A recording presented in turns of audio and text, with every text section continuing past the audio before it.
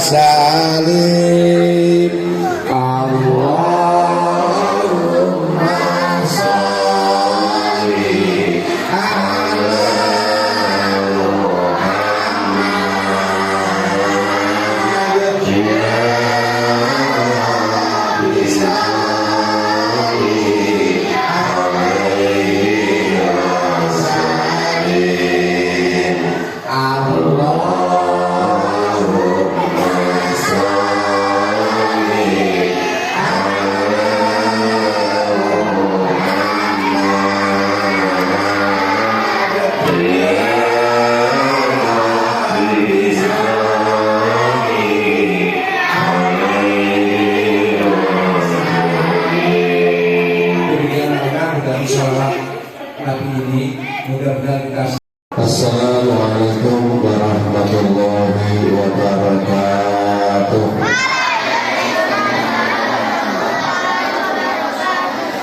Bismillahirrahmanirrahim. Alhamdulillahirabbil alamin. Wa bihi nasta'inu ala umuri dunya waddin. Wassalatu wassalamu ala asyrafil anbiya'i wal mursalin Sayyidina wa habibina wa maulana Muhammadin wa ala alihi wa ashabihi ajma'in, amma ba'du. Hadirin anggota pramuka yang kami hormati, yang kami sayangi, yang kami cintai, dan yang kami banggakan. Pertama, marilah kita bersama-sama memanjatkan puji syukur kita kepada Allah Subhanahu wa Ta'ala dengan mengucapkan kalimat hamdalah bersama-sama.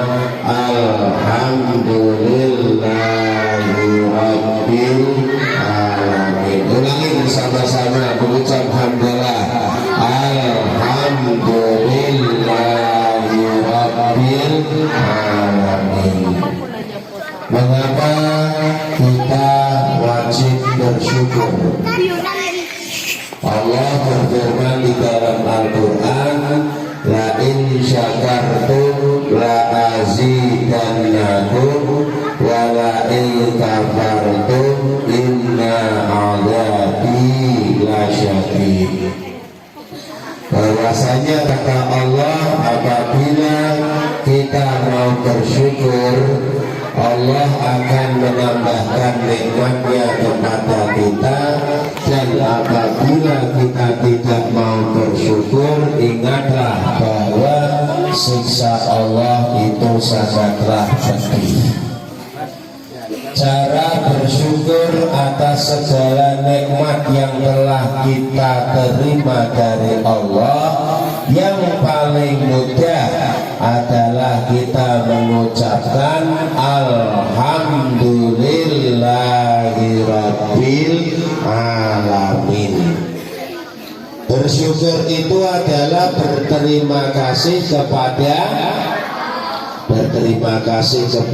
Allah. Sebagai gambarannya, kalau umpamanya kalian semua mendapatkan uang dari seseorang, kemudian kalian tidak mengucapkan terima kasih, orang yang memberi uang pada kalian senang apa tidak?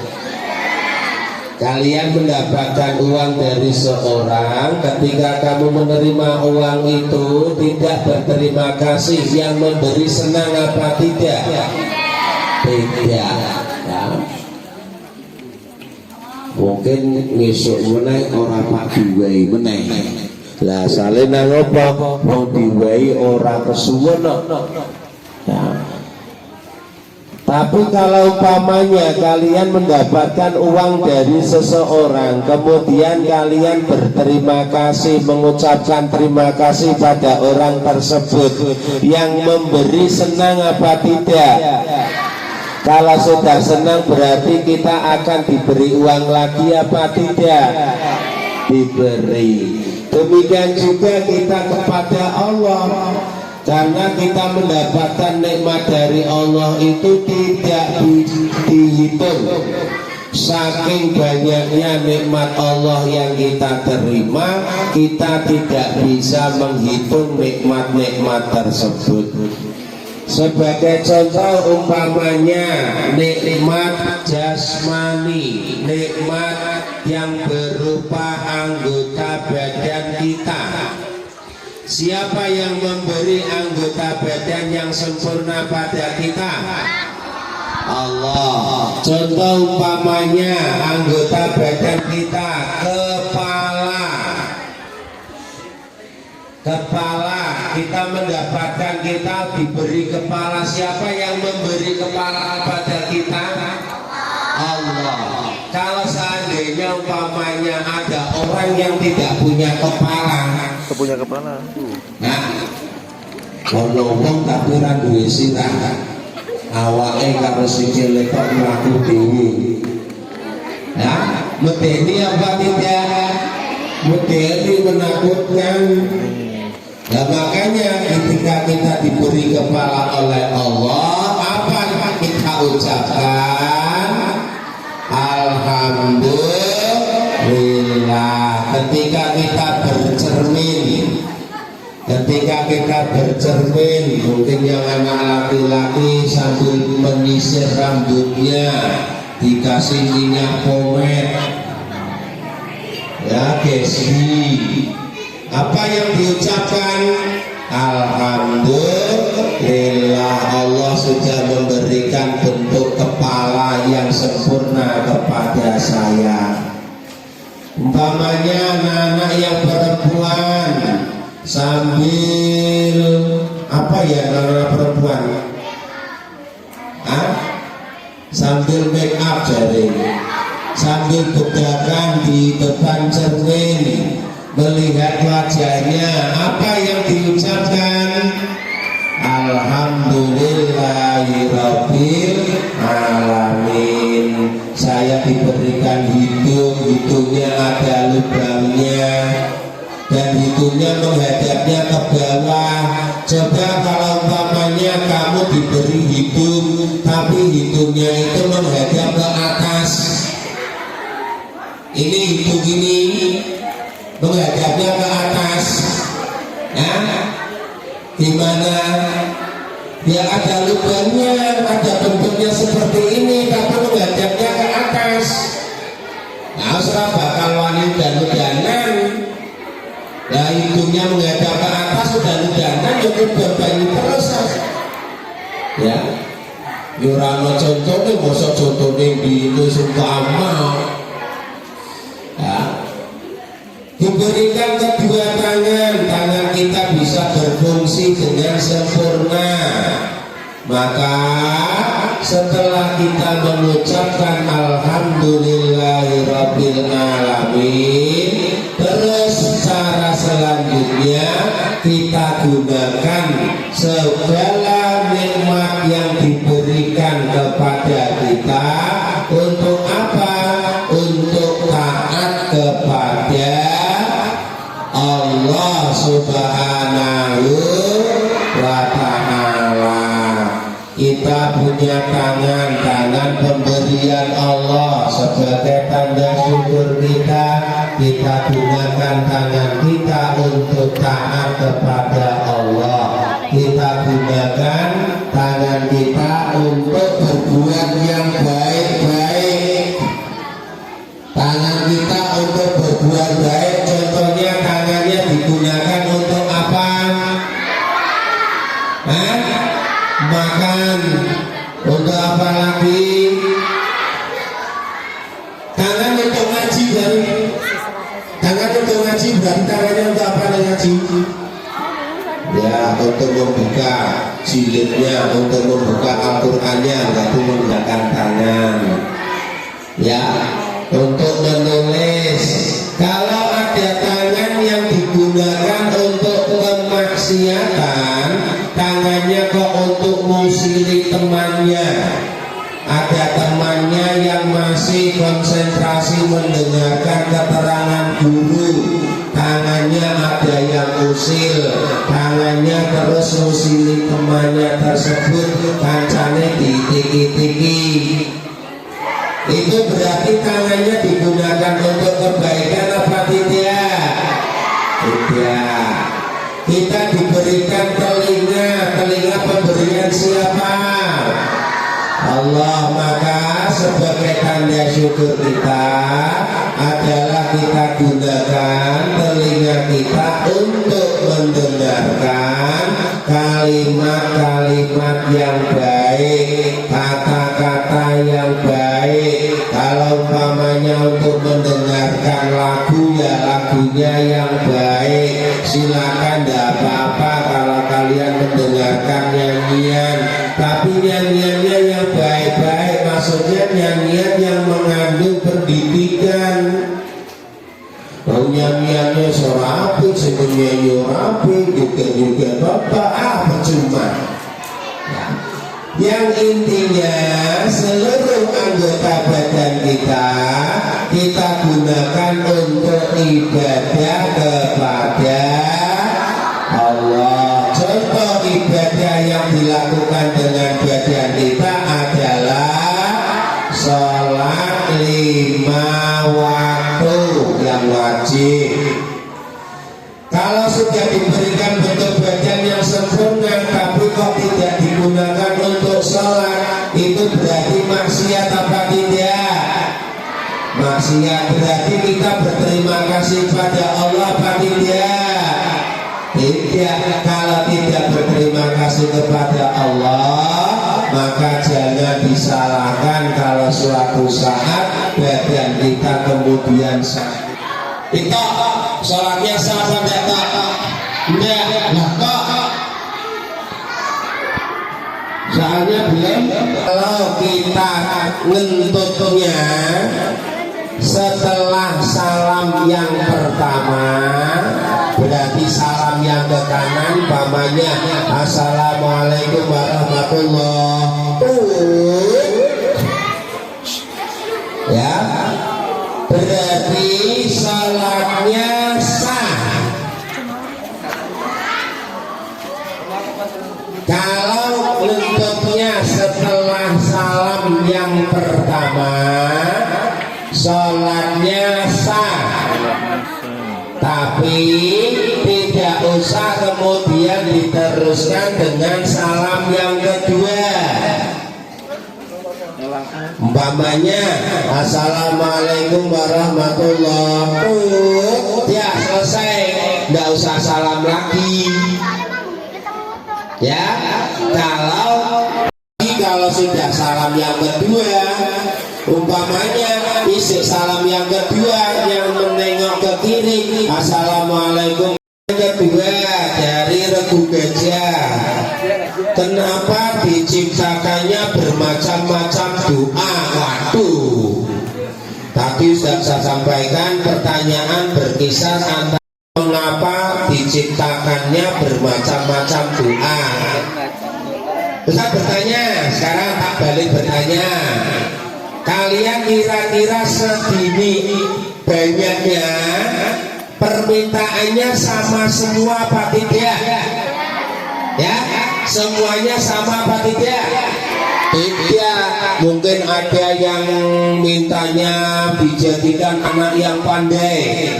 Kita kepada Allah, maka doa itu bermacam-macam sesuai dengan kebutuhan kita masing-masing. Maka ya doanya macam-macam. Sudah terjawab? Paham? Paham? Paham? Paham. Ini pertanyaan yang ketiga, Regu Bugenpil. Apa niat puasa Senin Kemis? Niat puasa Senin Kemis, aku niat berpuasa hari Senin sunnah karena Allah Ta'ala. Kalau besoknya hari Kemis, berarti niatnya aku niat puasa hari Kemis sunnah karena Allah Ta'ala. Itu niat, ya. Ustaz, kok niatnya pakai bahasa Indonesia? Niat itu yang penting di dalam hatinya, yang paling penting. Adapun kita mengucapkan niatnya itu tidak wajib tapi sunnah. Terus pertanyaannya kepada panitia, berarti nanti yang akan jawab Kak Slamet atau Kak Imam atau yang lainnya. Tujuannya kultum itu apa? Ini pertanyaannya sama dari Regu Tulip dan Regu Mawar. Ya, selanjutnya lagi pertanyaannya, apa yang dimaksud dengan wudhu? Wudhu adalah cara kita untuk membersihkan hadas. Ayo, wudhu adalah cara untuk membersihkan hadas. Hadas ada berapa macam? 1 hadas, 2 hadas. Hadas kecil dihilangkan dengan cara atau nek usate ngomongi sholat nganggo jaket ora itu. Lah masa iki sholat kok karo nganggo jaket?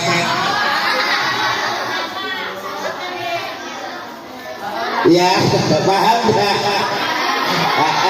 Isik sholat ora kena nganggo jaket ta, nganggone sadurunge sholat. Sadurunge sholat nganggo jaket. Kalau pertanyaannya di sini mungkin yang dimaksud ketika kita sholat kita memakainya jaket, boleh apa tidak? Boleh, selama jaket tersebut suci dari najis. Ya, kalau jaket tersebut ada najisnya, ya tidak hanya jaket, semua pakaian yang kita pakai ketika sholat tidak boleh ada najisnya. Pakaian itu tidak harus yang berupa baju, sarung, tidak. Termasuk umpamanya ini apa? Peci. Kalau peci ini kemudian dipakai ketika sholat, ini masuknya pakaian ketika kita sholat walaupun berupa peci. Semua yang menempel pada badan kita ketika kita sholat harus tidak ada najisnya. Kalau ada najisnya, sholatnya tidak sah karena tidak memenuhi syaratnya sholat. Paham? Minggu tak takoni sing takon wis tak jawabi, mengko tak takoni balik. Takon kok tapi ra ngrungokke jawabane apa ngrungokke temenan. Ya wis. Regu Gajah B, wudhu dapat menyucikan tubuh kita dari titik-titik kok ya ulangan. Wudhu dapat menyucikan tubuh kita dari apa tadi? Ayo, ada sama najis? Ada sama najis? Hadasnya hadas kecil apa besar? Kecil. Terjawab. Apa manfaat wudhu? Ya contoh-contohnya ya Scorpio. Sama pertanyaannya sudah terjawab. Dari Regu Singa mau tanya, apakah oleh wudhu sambil berbicara? Oleh. Pertanyaan, oh boleh. Oh boleh, tak kira lunga ringgi terus oleh wudhu. Apakah boleh wudhu sambil berbicara? Boleh apa tidak? Boleh, tapi tidak sopan. Karena apa? Kita sedang wudhu. Wudhu itu berarti sedang beribadah. beribadah. Mosok isi beribadah kok kemudian karo dongeng. Lah mengko nek lalen priye lebar temu langsung sikile sing dikunggah ora ana raupe, ora ana tangane sing dikunggah langsung sikil lotok. Yaitu berarti tidak sopan. Kita sedang wudu, sedang beribadah, tidak sopan, tidak beradab kalau kita sambil berbicara. Kalau sah atau tidaknya selama melaksanakan syarat dan rukunnya, wudunya sah. Paham? Ya, pertanyaan berikutnya, apa yang dimaksud dengan sholat? Wah, ini pertanyaannya. Maksud sholat, sholat itu ibadah. Ibadah itu kewajiban kita manusia. Kita diciptakan oleh Allah menjadi manusia itu untuk beribadah. Nah, untuk beribadah toh Ustaz, beribadah toh. Ya berarti kon sholat terus. Ibadah tidak hanya sholat. Kalian berangkat sekolah itu juga ibadah. Kalian ngaji juga ibadah. Makan juga ibadah. Kalau sholat itu ibadah yang langsung kepada Allah. Maka kewajiban kita untuk beribadah. Kalau kita melaksanakan sholat berarti kita melaksanakan kewajiban kita sebagai seorang manusia. Paham? Paham? Ya. Terus pertanyaan dari Regu Harimau, kalau misalnya wudu terus ngomong kasar, itu wudunya batal atau tidak? Isi wudu kalau ngomong kasar ya.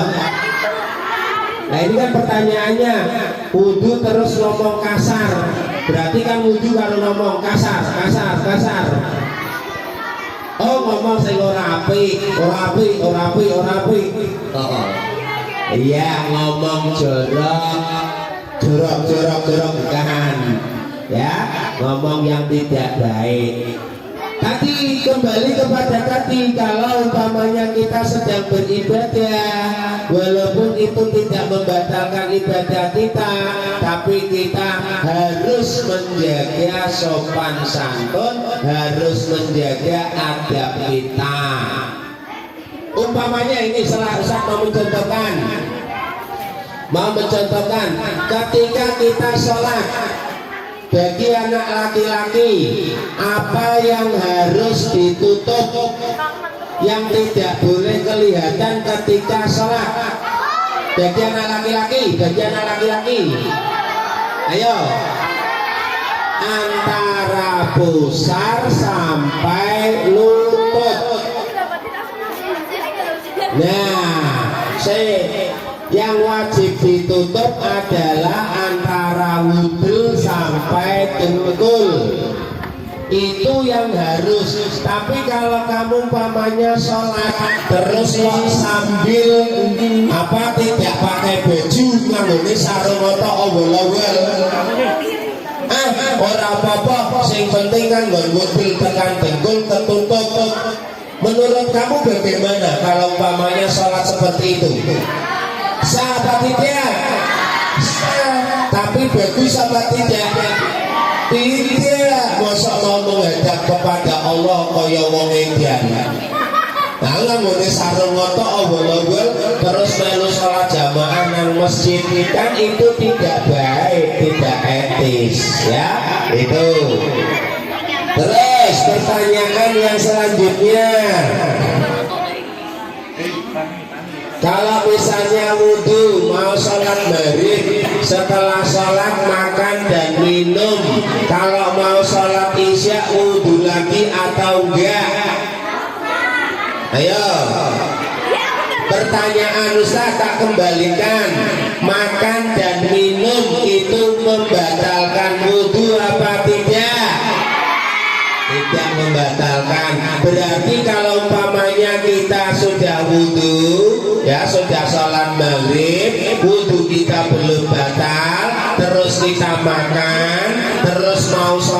tidak wudhu lagi apa tidak? Tidak usah wudhu lagi, tidak apa-apa, asalkan mulut kita bersih dari makanan. Berarti caranya bagaimana? Cukup berkumur, ya, berkumur sampai membersihkan kotoran-kotoran sisa makanan yang ada di mulut kita. Karena apa? Karena makan dan minum tidak membatalkan wudhu. Wah, ini pertanyaannya bagus sekali. Pada saat tahiyat terakhir, apa hukumnya membaca sholawat Ibrahim? Sholawat Ibrahim itu yang bagaimana? Ayo, Ibrahim, mana sih sholawat Ibrahim lain? Sholawat Ibrahim atau sholawat Ibrahimiyah, itu bunyi sholawatnya Allahumma sholli ala sayyidina Muhammad wa ala ali sayyidina Muhammad kama shollaita ala sayyidina Ibrahim wa ala ali sayyidina Ibrahim wa barik ala sayyidina Muhammad wa ala ali sayyidina Muhammad kama barakta ala sayyidina Ibrahim wa ala ali sayyidina Ibrahim. Itu sholawat Ibrahim, ya. Membaca sholawat Ibrahim ketika tahiyat akhir hukumnya sunnah. Tidak membaca sholawat Ibrahim tidak apa-apa. Umpamanya kalian sholat kemudian imamnya itu sholatnya cepat, kalian belum sempat membaca sholawat Ibrahim kok imamnya sudah salam, terus apa terus meneruskan sholawat Ibrahim apa ikut salam? Ikut salam, tidak usah membaca sholawat Ibrahim. Yang wajib itu ketika tahiyat akhir adalah membaca sholawat Allahumma sholli ala sayyidina Muhammad, itu yang wajib. Sehingga kalau kalian kemudian kok sholatnya itu makmum kepada imam yang sholatnya cepat, ya sudah, pokoknya sampai sholawat itu cukup ikut salam. Ya, terus ini bagus lagi pertanyaannya, apakah sholat sunnah bisa berjamaah? Ayo, sholat sunnah itu ada yang lebih baik dilaksanakan secara berjamaah, ada yang lebih baik dilaksanakan sendiri. Sholat sunnah yang lebih baik berjamaah contohnya sholat Idul Fitri dan Idul Adha. Boleh Ustaz umpamanya sholat Id sendiri di rumah, boleh ya. Tapi kalau kalian sholat Id di rumah ora usah ono khotbah, ya, sholat Id sendiri di rumah kemudian ono khotbah sing dadi tanggane bingung, aduh kae tanggoku kumat anyar. Lah iya, wong nang jero omah dhewean tapi karo gumbar-gumbar hadirin sholat Idul Fitri yang kami hormati. Wah, kan ngerti tanggane kumat. Boleh melaksanakan sholat sunnah secara berjamaah, tapi yang memang sholat itu disunahkan berjamaah. Yang tidak disunahkan berjamaah contohnya sholat tahajud, ya. Sholat tahajud lebih baik dilaksanakan sendiri, karena sholat tahajud itu perlunya adalah untuk kita berhubungan kepada Allah. Mensolati lebih baik, lebih bagus solati umpetan nang jero kamar, men ora ana sing weruh gitu.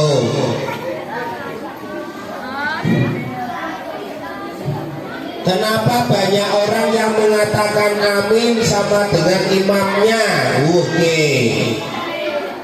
Dari Regu Dahlia, Banyak orang yang mengatakan amin, maksudnya membaca amin ketika imamnya sedang berdoa, kemudian yang makmumnya ikut amin, amin, malah cok orang amin tapi amin, nanti amin jadi meneh. Ya, ucapannya ketika kita mengucapkan amin yang benar adalah amin. A-nya panjang, min-nya juga panjang. Artinya apa amin itu? Besar. Amin ini nang omah meneh. Amin itu artinya apa? Semoga Allah mengabulkan permintaanku. Ustaz, lah amin amin itu kan berarti orang jaluk opo-opo sih Ustaz. Lah amin amin itu kan berarti diucapkan ketika kita ikut berdoa bersama. Imamnya berdoa kemudian kita amin, berarti maksudnya kita minta pada Allah sama seperti permintaannya imamnya. Imamnya berdoa, Rabbana atina fid dunya hasanah. Kalian yang menjadi jamaahnya mengucapnya apa? Amin. Wa fil akhirati hasanah. Amin. Wa qina adzabannar. Amin. Berarti kita minta sama seperti yang diminta sama imamnya. Maka kita cukup mengucapkan amin, itu berarti permintaan kita sama. Sampai jam berapa Ustaz Slamet? Sudah selesai, alhamdulillah. Pertanyaannya masih banyak sekali. Bentar. Ini gimana Ustaz? Pertanyaannya Ustaz? Ya, terima kasih untuk yang sudah memberikan pertanyaan.